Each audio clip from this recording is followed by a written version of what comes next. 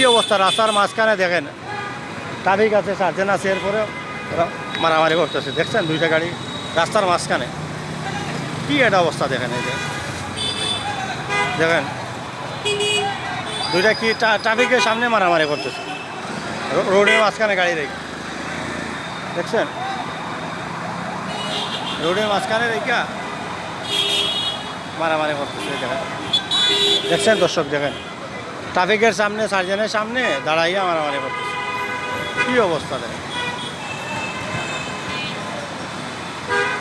বীজ রাস্তার মধ্যে, মেইন রোডের উপরে তাও। এই দেখেন ট্রাফিক পুলিশ সব দাঁড়াইয়া রয়েছে।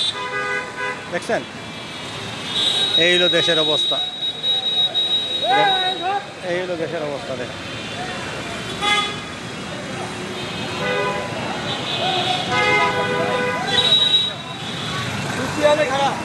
কি করছে?